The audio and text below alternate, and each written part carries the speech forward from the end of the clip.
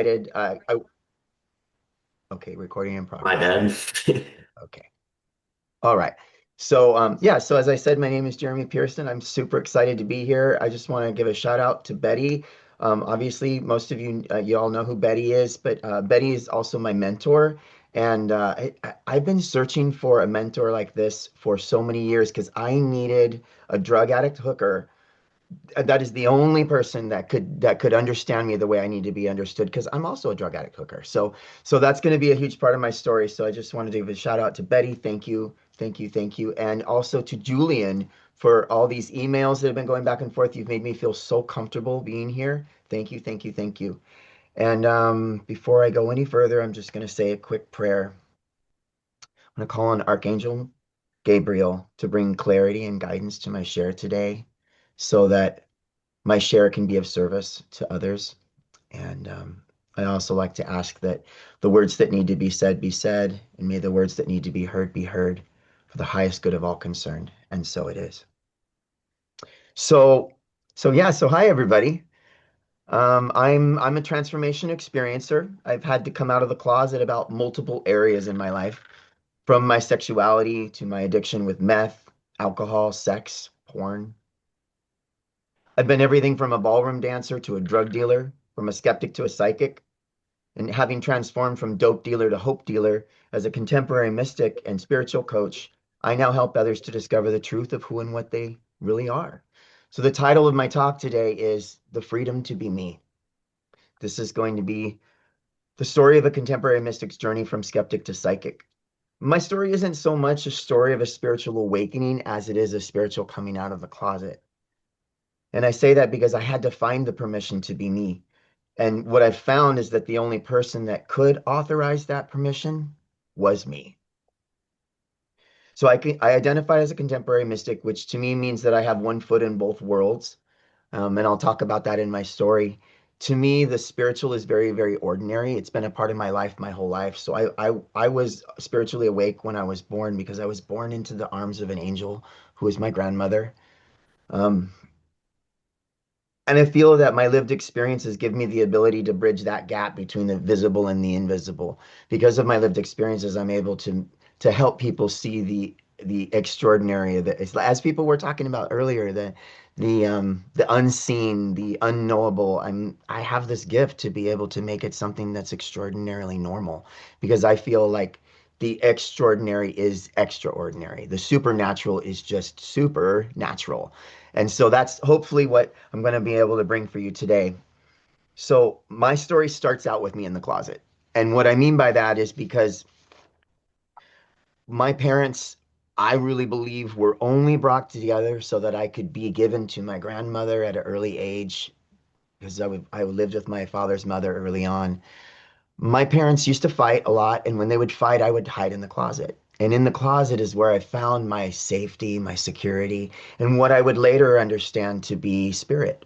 Because when I was in the closet playing with my light bright and my Viewmaster, I was not alone by any means. I was with my best friend. I couldn't see them, but I could feel them. And they talked to me, and I talked to them in the dark, in the silence. So that's where I started my life, and I would later find out that being in the closet would be the foundation of my life. And I mean about so many things, but the easiest thing in my life to come out of the closet about was my sexuality. Second to that was my addiction, and the last and final frontier for me was my spirituality because I am convinced that I have lived lifetimes in I have a very strong connection to the crucifixion. I have a strong connection to the witch hunts. Whenever I hear about those stories, there's some of my molecules for sure were there. I know that absolutely because I was not a skeptic about other people's spiritual experiences. I was skeptical of mine. And that's a very specific type of skepticism because I would try to disprove everything that happened to me. I would hide my experiences and tell myself, you can't tell people what's been going on. You can't tell people that. They're going to think you're crazy, right? And so that's what my life has been like, constantly hiding who I am. So I'm just going to start kind of taking you through. And like I said, because I said that prayer in the beginning, I have some bullet points here, but I really don't know if any of this is going to happen at all because Spirit's going to guide this. So here we go. So one of my earliest memories was my parents split up when I was 4 years old because I was in the bathtub for too long. Of course, that's not really why they split up, but that's why I think they split up. And for 40 years, it wasn't until I got into recovery and worked the 12 steps that I could really found out that that's obviously not why they split up. And I had been basing all of my relationships in my life on the idea that if you get to know me, you're going to leave too, right? And if you're upset, it's my fault. Constantly. I live my whole life like that, except for when I'm with my grandmother. When I was with my grandmother, everything was perfect. I could be who I really was. And this was really important for me later in life because that couple of years that I got to spend in the arms of that angel allowed me to understand that it's possible to be free because I felt it. I experienced it. I experienced it in the closet and I experienced it with her. So that would be the foundation of my spiritual awakening later. So when I was 4, they split up and I went to stay with my grandmother. And there, like I said, everything was magical. Everything was perfect. But where it wasn't perfect was then when I would go to school, when I would be around other kids, because my grandmother lived in a retirement community. So all my friends were 65 and older, and I was the king of the world to all of these people, right? I could do no wrong. But when I go to school, those little creatures, those little beasts, I don't understand them at all. I am definitely on the outside looking in anytime that I'm around my peers. And I would gravitate towards the teachers, which made me obviously a target for the other kids, right? I'm the weird one. And this only got worse over time. So when I remember in 3rd grade was when it really started to become obvious to the other kids that there might be something different about me. And that difference caused them to ask me questions and call me names that I didn't understand. But when they would call me these names and ask me if I was gay, but in more colorful terminology, I didn't know what they were talking about, but I knew the answer needed to be no. So I knew it was bad, and I also knew that since I didn't know what they were talking about, I had to hide everything about myself. I had to change the way I walk, the way I talk, what toys I play with, who I want to play with, what my favorite TV shows are. Because when I'm at home, all I want to do is I want to watch Wonder Woman. I want to play Bewitched, and I want to be Endora because I just want to sit up in the corner and talk crap about people and turn people into different things. That's what I want to do with my free time. And I want to live this magical life because I know I'm magical. I know I am from my time that I spent with my grandmother, but I can't be that around the other kids. So I'm having to hide everything. I'm having to lie about everything. I can't get the lunchbox that I want, you know? So deeper and deeper and deeper into the closet I go. Um, my mother eventually came and took custody of me, so there was this separation away from me and my grandmother. And my grandmother and I kept very close contact, though. My grandmother would always say that she would put me in a bubble to keep me safe, and I knew that she did. And she taught me about psychics. She taught me about guardian angels. She had pictures, drawn pictures of her guardian angels in her room. She used to have friends that would come over and seances, different things like that. So I was around all of that kind of stuff as a child. It was very normal and regular to me. And so now that we were separated, I just give you an example of one of my first real spiritual experiences was I picked up the phone to call my grandmother and she was already on the phone.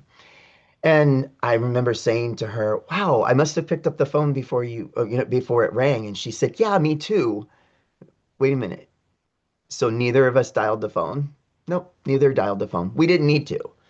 And that let us know right away that we didn't even need the phone anymore, right? So my grandmother got sick with cancer, and she during the summers I would fly back to be with her, and she would spend the most amazing time with me, teaching me how we were going to communicate with each other after she died.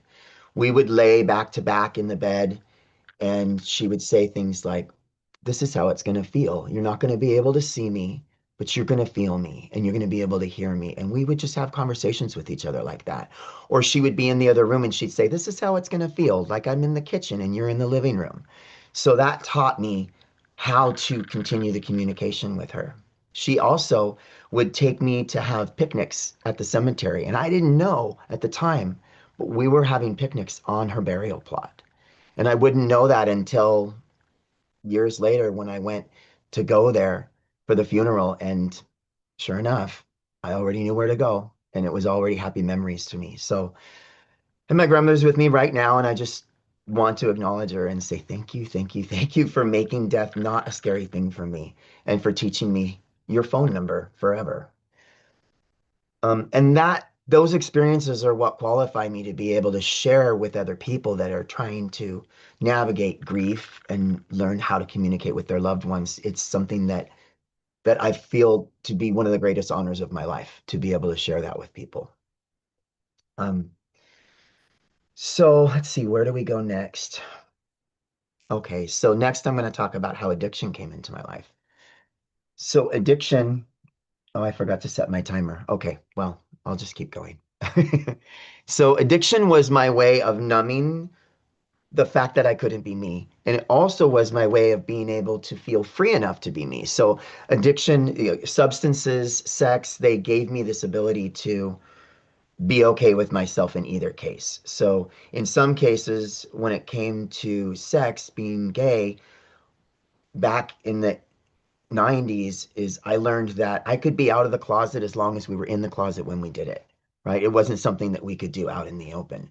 But I was able to find my people, and I found my people in sex and drugs, is where I found my freedom.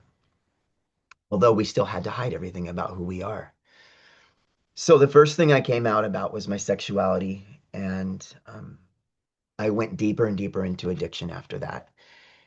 And I also started my career as a ballroom dancer, which was something that I wasn't expecting at all. All of my long-term careers have been guided by spirit. Nothing was ever the way that I planned it. I always knew as a child that I was going to be well known and that I was going to be someone who would be interviewed. I always saw that in my mind. I used to even practice being interviewed by Barbara Walters. I used to walk around outside and pretend like I was going on a walk with Barbara Walters and had all these visions about what my future was going to be like, but I didn't know what I was going to be famous for. But I knew I was going to be well known, which is particularly difficult for someone who doesn't feel comfortable around their peers. It's like, how am I supposed to get well known if I don't like people? Well, anyways, it felt like it was my destiny. So I became a ballroom dance teacher, and that's a long story, so I'm going to skip that for now. But it wasn't expected, but what I found immediately is that it definitely was my path because I found my passion in teaching. It really doesn't matter to me what I'm teaching, but if I'm able to help someone do something that they didn't think that they could do, that just lights my soul up like a Christmas tree. It's the best feeling in the world. Being of service to others is the thing that has always connected me to my psychic gift. My psychic gift, very specifically, there's a lot of things I have all the clairs, but I don't claim all of them because I don't. If someone comes to me and says, "Can you help me?" Can I'm not a medium, although that does happen, but that's not something that I claim. Um, Although I just did, but whatever. Um, but what I can claim is that spirit talks to me and tells me what to say to people to help them understand something. So I'm a spiritual translator.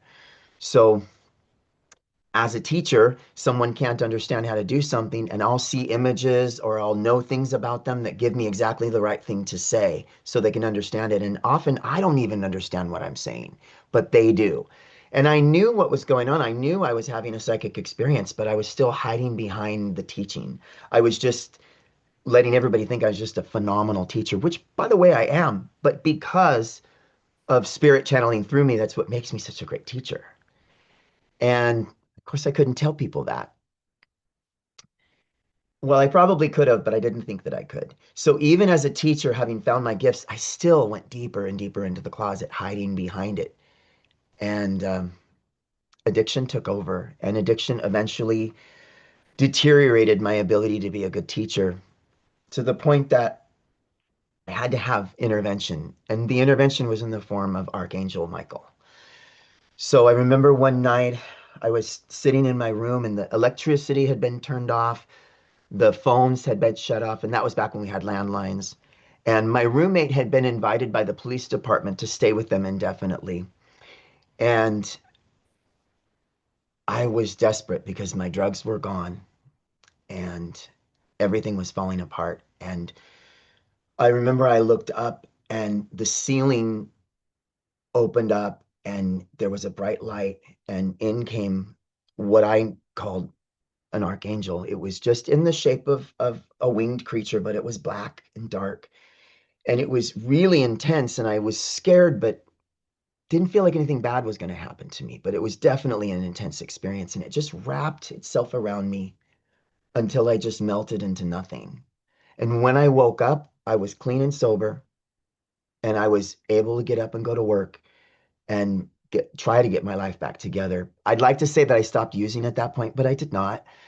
But I started the path of getting into sobriety at that point. And I did eventually get sober, and I was able to stay sober for 7 years.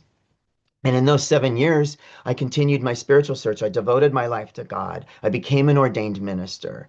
I I traveled the world as a competitive ballroom dancer. And I thought everything was going the right way until I had the idea that maybe I could drink again or use drugs again. And so I tried that out as an experiment. And what happened was a 6 year relapse where everything fell apart and I completely lost my ability to follow my purpose in any way, shape, or form. And what I did do though is I devoted my life to being a drug dealer because that to me felt like the only thing I could still do. And in my mind, I told myself I was helping people, right? And I guess maybe I was, if there are good drug dealers, I was a good drug dealer, but I was still destroying people's lives. I was still hurting people all over the place. But it was the best I could do. And I remember towards the end of it, every day I would watch the Ellen DeGeneres show. And I would watch it at 3 o'clock every day. And it was torturous to me. I would just sob because I knew I was supposed to be on the Ellen show. I knew it. I knew that, but I had missed my purpose. It was too late for me. The doors had closed, and all I was going to be able to do was watch everybody else live the life I was supposed to live. Because I thought to myself, I think they frown on people selling drugs. I don't think that they're going to invite me on the show. Until December 23rd, 2018, I was in a drug-induced psychosis. I had definitely overdosed on multiple things, and I turned into a werewolf and had been hunting all night for fill in the blank, whatever. And I ended up, in my memory, I was in a Christmas parade because the lights were all around me, and I would later find out that I was in a police chase. And of course, I'm selfish and self-centered enough to think I'm a werewolf and I'm in a Christmas parade throwing candy out the window. And I end up driving my car into the side of the library in Belmont Shores, Long Beach, and began my surrender. And I remember when I was detoxing in my living room, feeling this hand on my chest just holding me in the chair. And I knew this hand, it was Michael again. This was the hand of an archangel keeping me safe. And I would just fade to darkness and then come back and fade to darkness and come back. And every time I would have an urge to use, I'd start to sit up and that hand would push me back down into my chair again and keep me safe. Um, After 10 days, I was able to tell my roommate that I wanted to go to a meeting, but it wasn't my choice. My voice said I need to go to a meeting. And then when they took me to the meeting, at that meeting, my hand raised itself and said, I need to get a sponsor and a commitment. These are all things that are happening absolutely against my will. I am absolutely possessed by the Holy Spirit at this point. I knew it. I knew I was not in control of my life anymore. And I had lost control before, and now this losing control was saving my life. And so I'm just going to jump ahead now. I have so many stories to share, but what I want to say is that my life completely changed because of my ability to surrender to being of service to others. And what's happened is I was shown that I had to come out of the closet about my spirituality. There's no way I could survive. I couldn't stay sober unless I started telling the truth about my spiritual experiences. So I started seeking guidance. I knew through the 12 steps that I needed to live a life based in principles. And I also knew through the 12 steps that I couldn't do it without a sponsor. So I started looking for who can I find that's got the same kind of fucked up story as me and is also now a spiritual leader in their community. And it took me 5 years before I found that person. And I found Betty. And so I reached out to her and she agreed to mentor me and we've been working together and here I am, right? Here I am now. And so I just want to say a couple of things in closing. For me, one of the most important things is that I don't need to be skeptical of myself anymore. I can allow my imposter syndrome to melt away because of these things. One, I'm qualified through my lived experience. Two, I'm certified by God. And three, I serve at the pleasure of the universe. And so I also want to say that my journey has been from, in my mind, I have these spirit guides, right? And one of them for many years was the Cowardly Lion because I played that role. It was one of my favorite roles that I played when I was an actor. And I lived my life as the Cowardly Lion. And today, my spirit guide is Mufasa. Mufasa, the regal king that serves his people, that lives in service to others, and he's not afraid. And so I just want to say thank you to all of you for giving me the chance to share today. And I look forward to hearing from all of you. And I just feel blessed right now. And I feel you are too. Thank you. Thank you so much for Awesome sharing. job. Thank you so much for sharing your story with us, Jeremy. I'm sure a lot of us have been moved by it. So now we're going to move into the Q&A. So for those who would like to ask questions or share any comments with with Jeremy, raise your hand, your virtual hand, if you like to ask the speaker a question. So I'll call on people in the order that the hands were raised. Uh, and I see here we have Zoom user. I'm assuming that's PJ. PJ, is that you? Yes, it Okay. is. Jeremy, you had 9 minutes left, and part of my, I related so much to what you were saying. I call myself a closet poet. I used to hide from my children in the closet. And dancing, I think I lived other lives because I could dance even without ever having lessons. So I would love for you to take more of your time because I'm guessing for many of us, dancing is our meditate. Well, I can't dance right now, but I feel like that's an integral part of the story that you skipped over that several of us need to hear. So could you put more time back on since he had like 9 minutes left and tell us that part of the story? Because my heart is saying this is something I need to hear. And I've had so many people saying dancing saved their lives, whether it was contra dancing, ballroom dancing, West Coast, East Coast, Mhm. belly dancing, whatever. So could you do that for us, please? Yeah, thank you for asking for that. It would be an honor.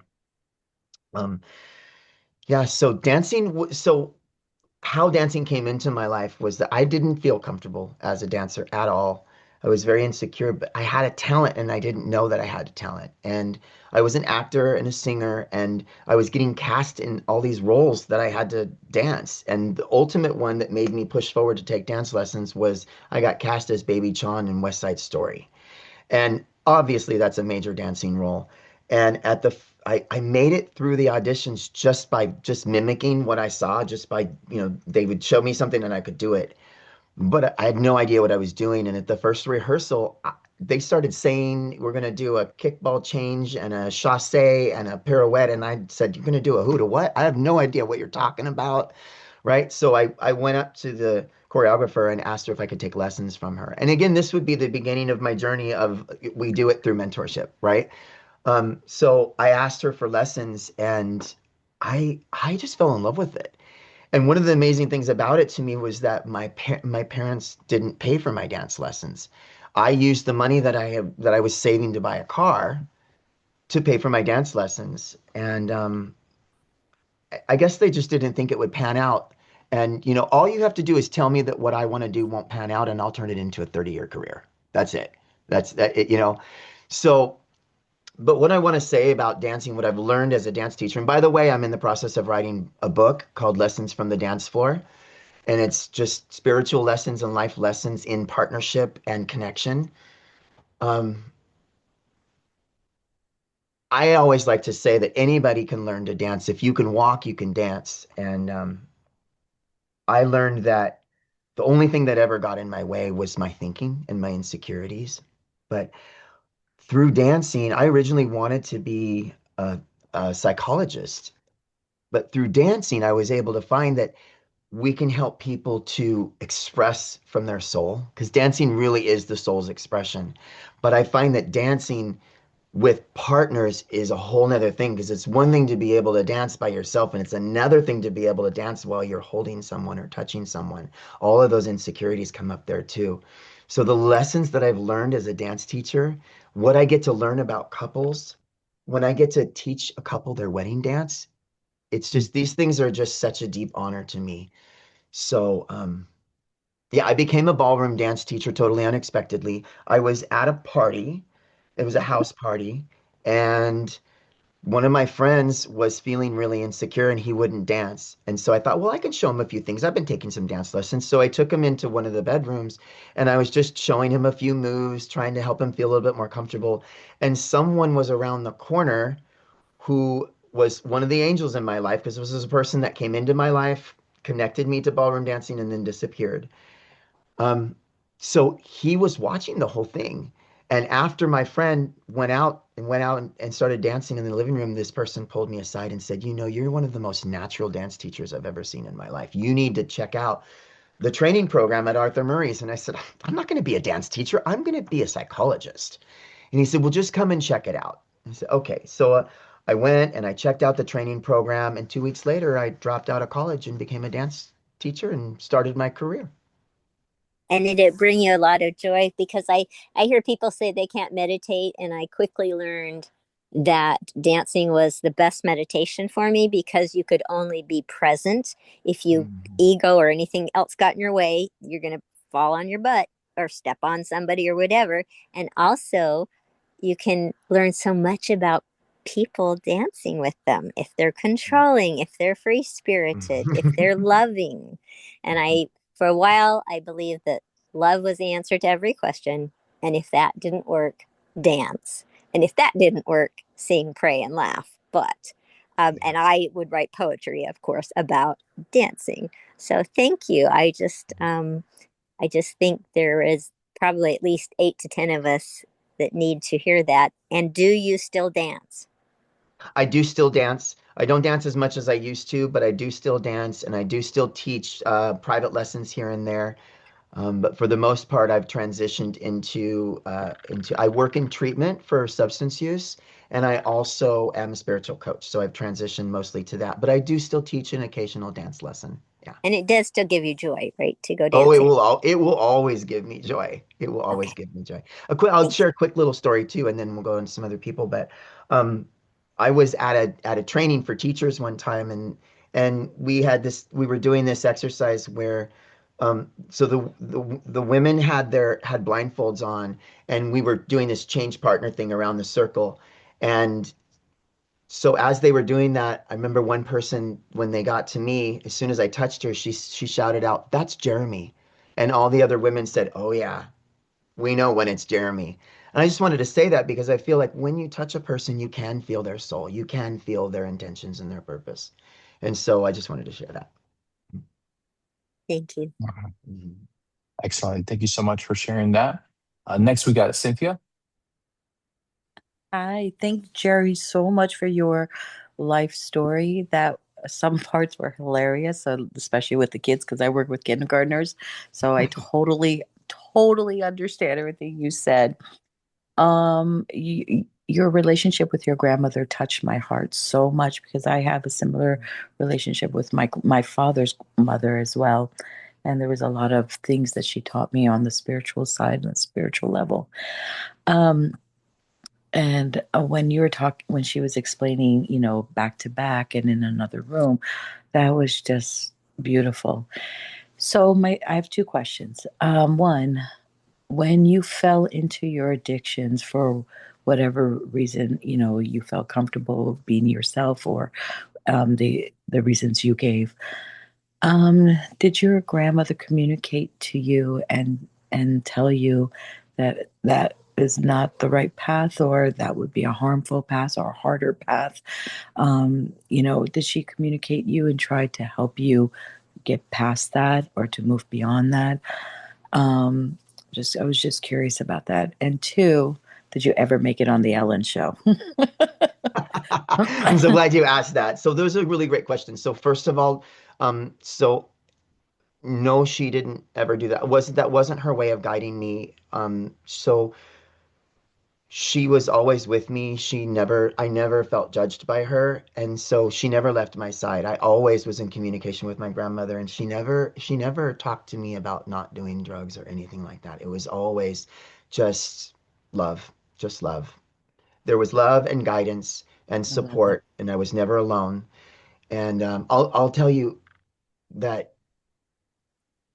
there was a time when I thought maybe I would find a way to check. I don't want to trigger anybody, but I thought I would find a way to check out and get out of my pain through alternate means. And when I was trying to do that, she appeared in front of me, and I could not do that in front of her.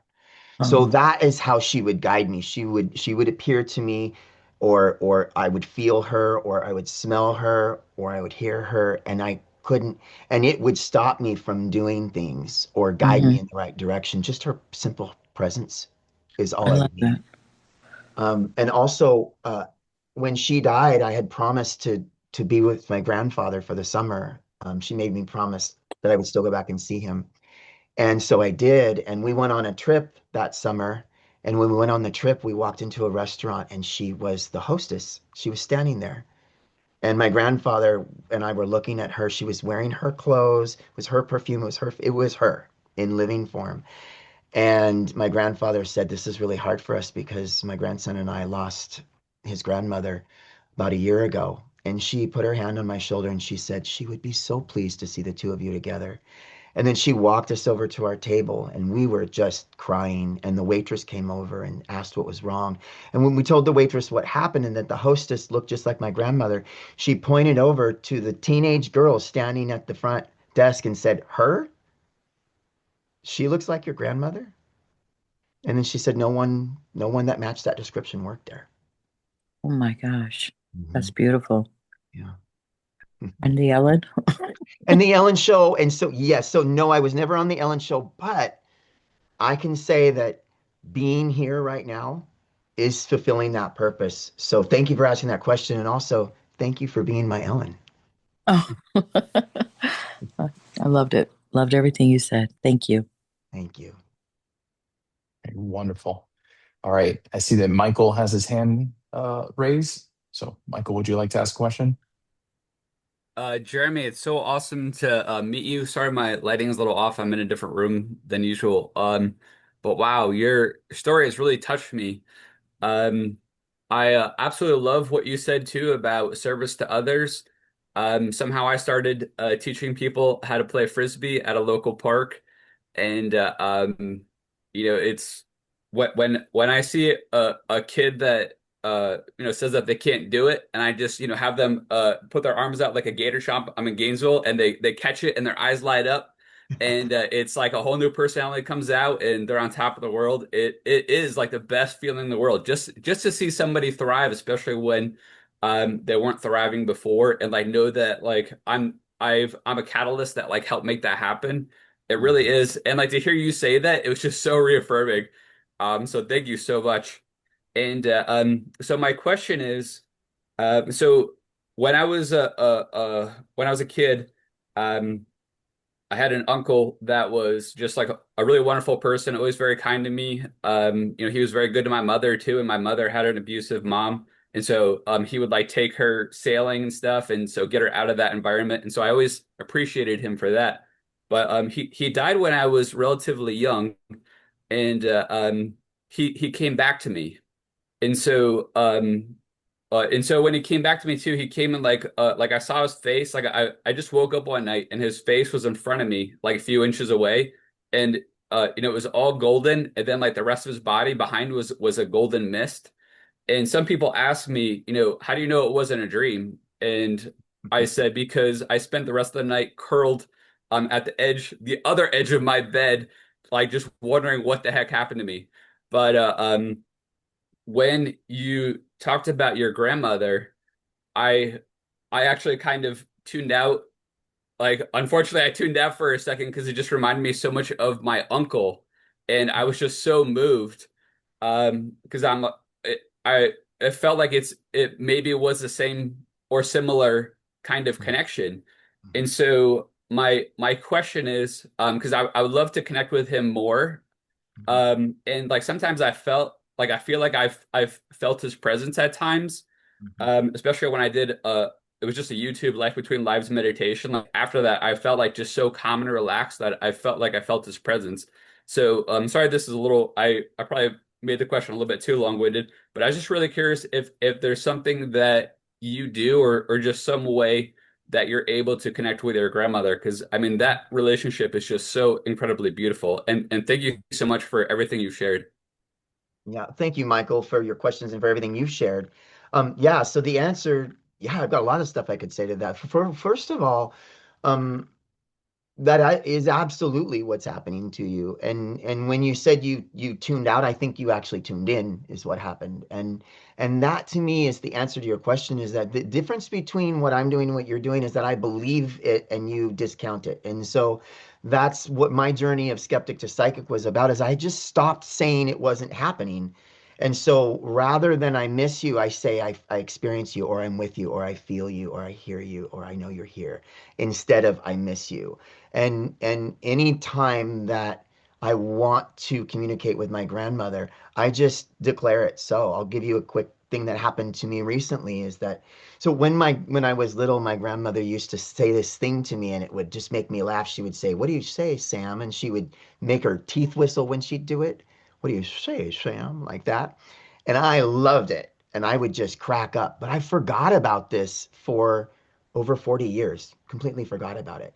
And just a couple of weeks ago, I was in my car and I said, I'd like to talk to grandma. So I said to my phone, hey, I'm not going to say it because it'll start talking, but hey, you know the word, play music from my grandmother. Because I just believe that that works for me.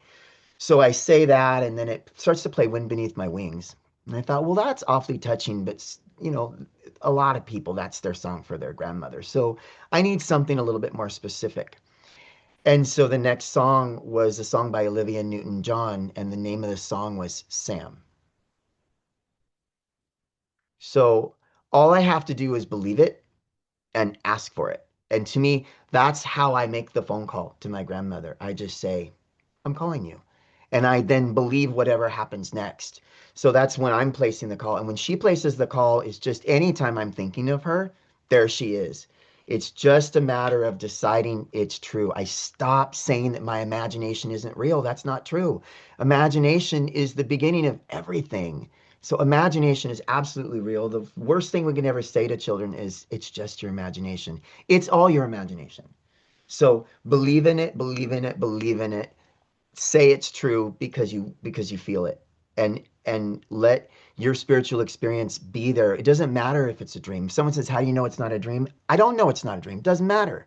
All that matters is how it makes me feel, because that's a spiritual experience. A spiritual experience is not about what happened, it's about what it does to you. So I could be in psychosis. I could be, because my archangel story is, for all I know, I was in psychosis. It doesn't matter. It doesn't matter. All that matters is what it does to me and how it makes me feel. Thank you so much. That was so beautiful. And Mhm. and that's how we create too, is with our Yes, imagination, period. that's right. That's right. Period. That's right. So yeah, absolutely. All right, wonderful. All right, and it seems like we have Allie next.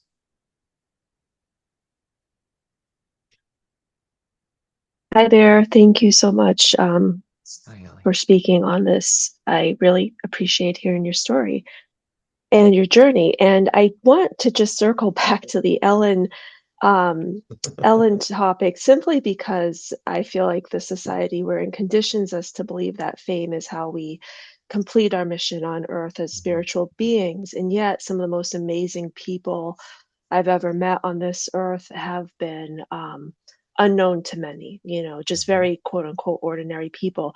So, my question for you is, how do you feel that the path of not being on Ellen helped you achieve something greater? Oh, wow, that's a really good question. Um, so the Ellen thing was right at the end of my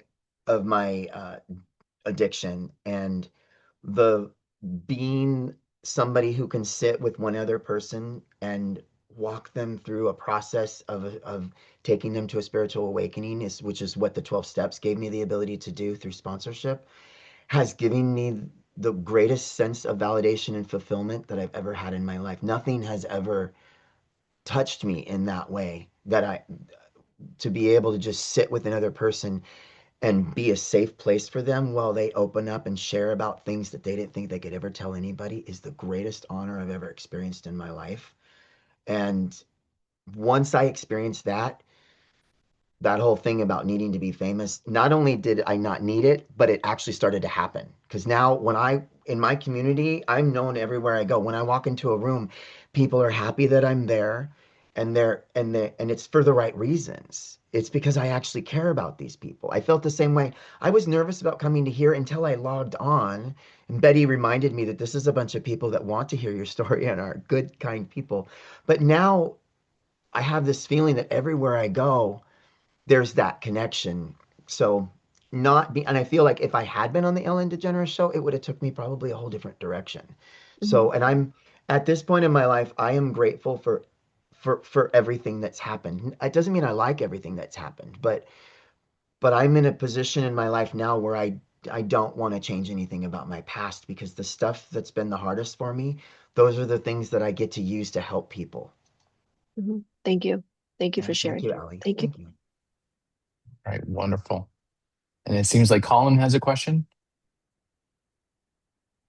Yeah, I just wanted to say thank you, Jeremy. Your story's been so great.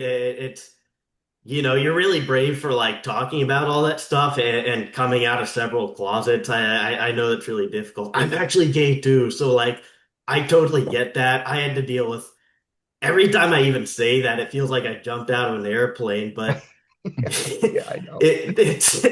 it's pretty crazy. But I just think you're really brave for being able to say all that. Like it's I did have a question, but I kind of lost it. But I really love your story. I relate to a lot of it, like growing up and stuff. And I'm kind of in a spiritual closet too, but it's not for exactly the same reason. I don't really care if people think I'm crazy, but a lot of the people in my town I grew up with are like really religious, like I grew up in like a family business and like the people not really my family as much, but the people I worked with are like they're from a different country and very, very evangelical. And that was yikes, that was crazy growing up. Like, well, not even so much growing up, but like after I left school and started working and stuff full time, it was like that was such a crazy environment. Like these people would like have their pastors like screaming to their horse about people who celebrate Christmas. And so it's scary. And like just recently, like we had a Christmas party and like some some people at work know now, but like this one guy kept like outing me, and like I kept like playing it off as a joke and stuff, but I was not comfortable. But I'm hoping that someday I can like get tell me about how you worked up like the bravery to be able to like be like totally your authentic self in front of even people who may not be as receptive to it. Mhm. Wow, it amazes me to hear someone saying that they see me that way, because I still feel like, I mean, I felt like I was jumping out of an airplane today too, but the thing about jumping out of airplanes is the more you do it, the easier it gets. That's all I have to say about that. Just keep doing it. And And it also has been about surrounding myself with people that'll catch me after I jump out of the airplane so that I get a safe landing. And it doesn't always work out that way, but when it doesn't, I'll share an experience where so when I was there was a period of time right after I got sober where I was in what I called reverse psychosis, and it was because everything was coming alive for me. My spiritual gifts were really waking up again, and I was feeling more connected to the world, and I wanted to let everybody know about it. I wanted to do a reading for everybody on the street. I was out on the street, walking the streets, doing card readings for people, all that kind of stuff, and I was just like I said, reverse psychosis, right? Everybody else probably thought I was just in psychosis. But so I remember that there was a little tent down on the beach, and it was a group. I'm not going to say what denomination, but it was a particular denomination. They were having church on the beach. And I stumbled into the group and I loved it because they were singing songs and reading out of the Bible, and I was all in. And they started calling me Brother Jeremy, and they would have me testify every week. And they just thought I was wonderful. And then one week I brought cards, and that was not okay with them at all. And the pastor even started text messaging everybody while they were having service that they all needed to get me out of there, that I was the devil and all those kinds of things. So, and I was devastated because I was feeling really connected to these people. And so, it's just, I didn't stop because I couldn't stop. I think the thing that worked for me was the fact that I knew I was going to die if I didn't actually do this, because I was going to die from my addiction. So hopefully nothing like that has to happen. But the thing is that you just need to find people that it's safe to be you around, like this community here. And you were so courageous just to say that to all of us right there. And so just do that again and again and again, and it gets easier and easier and easier. And just to surround yourself with people that support you and believe in you and will encourage you to be yourself. That would be my advice.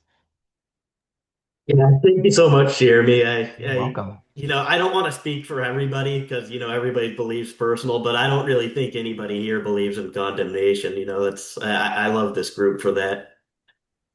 Well, they also say that a religious person is someone who believes in hell, and a spiritual person is someone who's been there. All right, excellent. We'll have the last two people with their hands raised be the final two questions before we go ahead and close things out. Yvonne, would you like to ask your question? Sure, thank you. Jeremy, it really was amazing to hear you, and I identified with so much of just not being myself because I don't fit in any,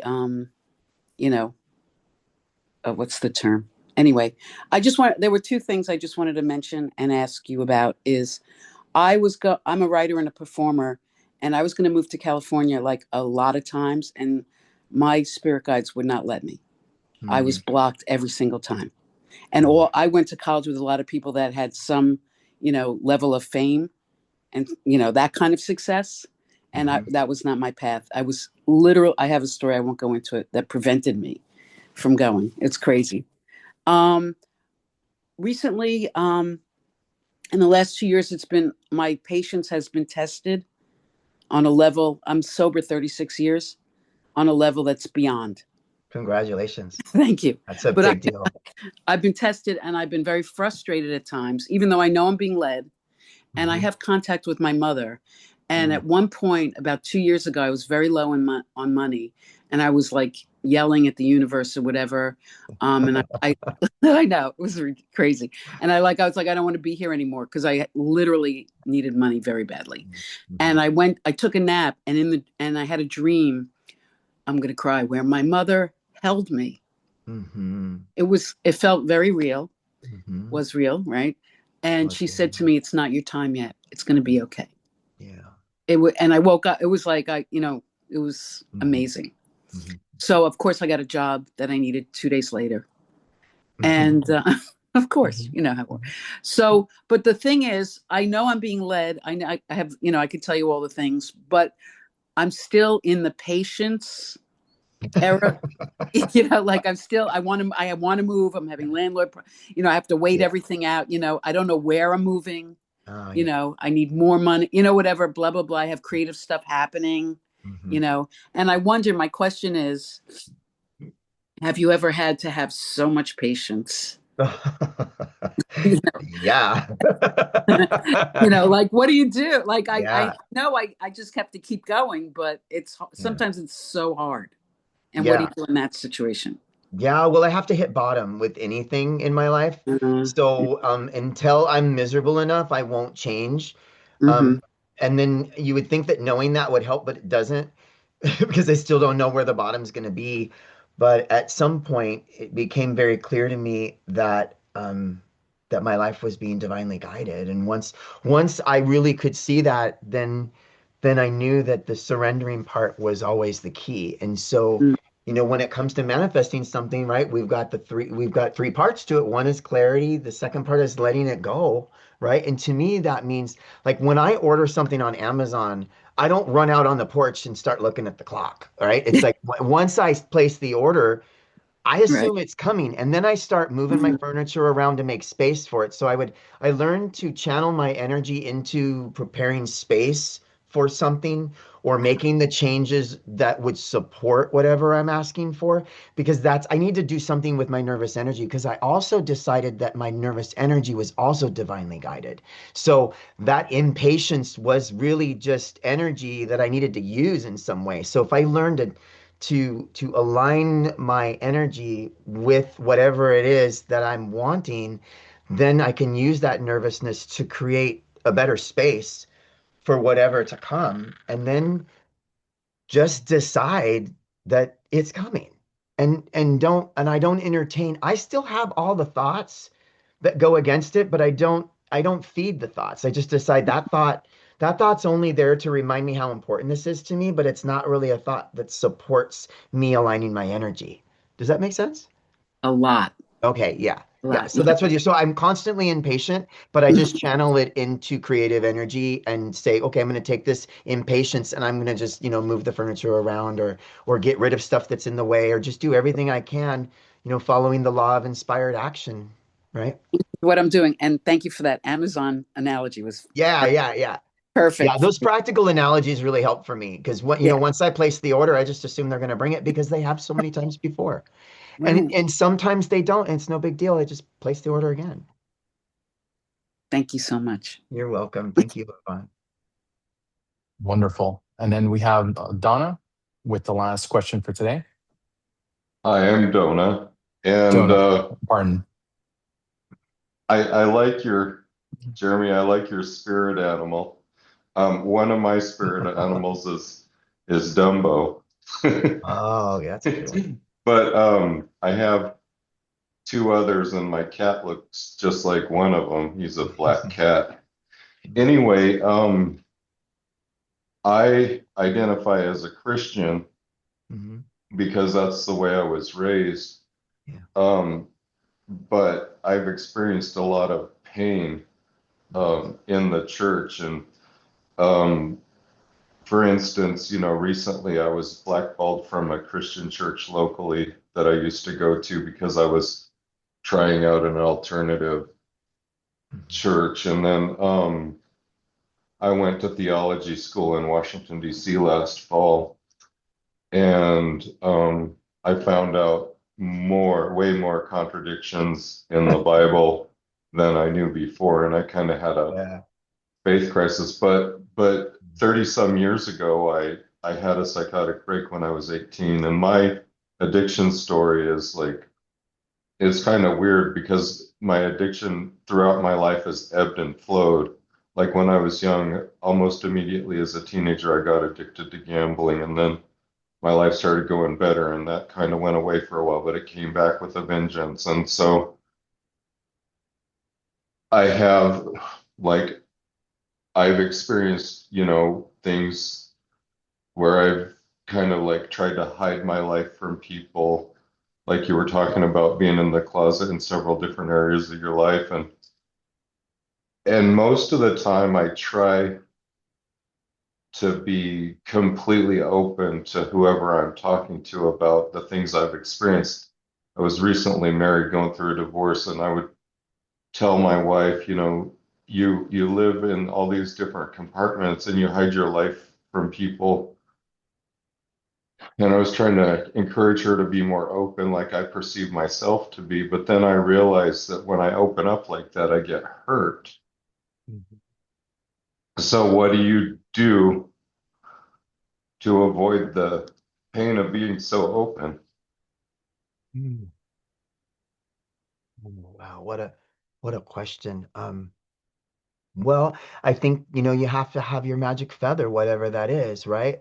So, I don't avoid the pain of being so open. I don't. I experience it, and I've never regretted it. I found that the greatest pain in my life has always been when I'm avoiding pain. And so by being willing to face the pain of being open, I've found nothing but connection on the other side of it. Um, but I've had to go through the rejection, right? And such a good question. I have so much to say about that, but oh, okay. Also, I've been able to use my experiences with rejection to help when when I'm working on writing my book or when I'm putting together a YouTube video or something like that, I actually do have in mind those people that would say something or reject my message. They're in my mind. I don't discount them. And by bringing them in as they actually become part of my teachers. They help to me to cultivate this sense of compassion for the world.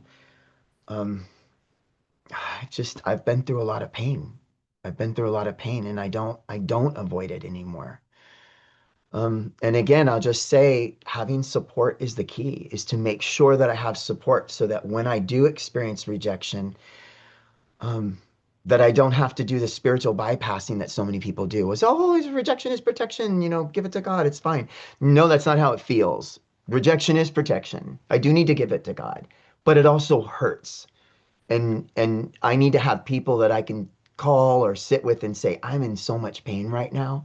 I feel like I'm being rejected. I feel like I can't be me. And then those people just sit with me instead of trying to make me not be sad. Because not being able to feel my emotions was a big part of the rejection, right? I needed to be with people that could say, it's okay for you to feel rejected. It's okay for you to feel sad. It's okay that you don't feel grateful right now. That's what I found to be really important for me, is to have that kind of support around me. And then to be able to support other people while they go through it too. Thank you. That's pretty cool. Hmm. Thank you. You're pretty cool too. Mhm. All right, wonderful.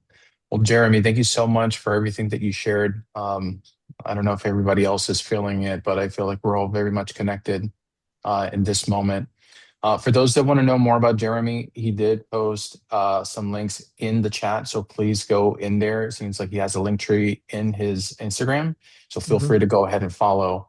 Anything particular that you want to point to for those links?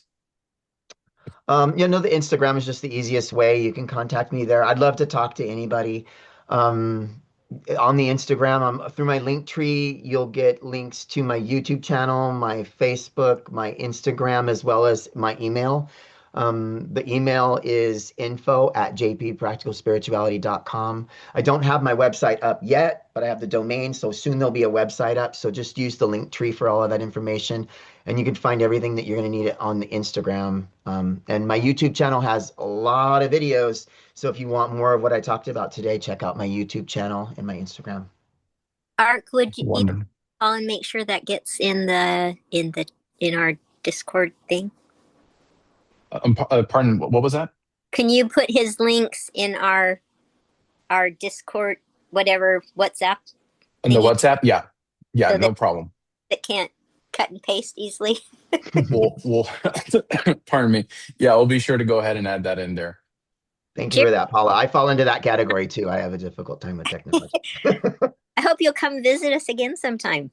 I definitely will. And are you up physically where Betty is? No, I'm in Long Beach, California. Oh, okay. And did you ever dance in Louisville? I don't think so. Not in Louisville. Not Okay, yet. not yet. Well, if Not you yet. know, Right, Thank you, Colin. wonderful. So let me go ahead and share some things here in the chat as well. So as a reminder, if you want to stay connected, suggest topics, share feedback, or be a service, you can join our WhatsApp, add a topic to our topic document, and or reach out to me if you'd like to join the team as a facilitator.